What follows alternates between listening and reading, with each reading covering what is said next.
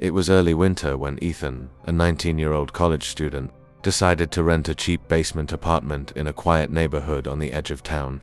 The rent was unbelievably low, the place was small but clean, and the landlord, a man named Mr. Harrow, seemed polite enough though a bit unusually soft-spoken. Ethan didn't care, he just needed a place to study in peace. For the first 2 nights, everything was normal, except for one small thing. Around 3:15 a.m., Ethan would hear slow, steady footsteps in the hallway outside his door. He assumed it was the landlord doing late-night rounds, but on the 3rd night, he noticed something strange. The footsteps never moved toward the stairs. They just paced back and forth in the same short stretch of hallway. On the 5th night, the footsteps started earlier around 2:40 a.m. Ethan sat up in bed, listening step, step, step, but this time, he heard breathing too.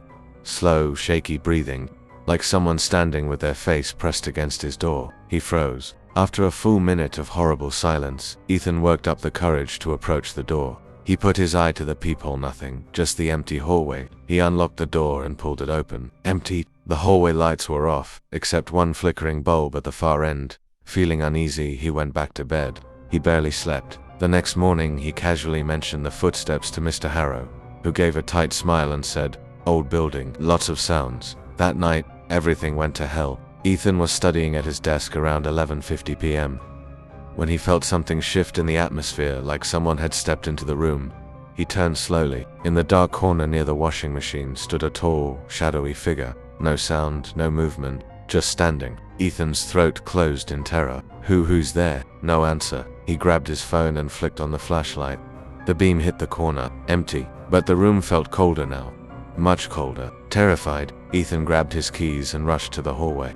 As he stepped out, the overhead lights went off one by one, each click echoing down the corridor. Then he saw him, a pale, gaunt man with sunken eyes standing halfway down the hallway, staring at him. Ethan ran. The next morning, he returned with police, demanding the landlord open the maintenance closet near his apartment. Inside, they found old newspapers, rotting blankets, and a dusty photograph of Mr. Harrow standing with another man, the same pale, gaunt man Ethan saw in the hallway. Mr. Harrow quietly said, "He died down here some nights. He still walks." And Ethan never came back.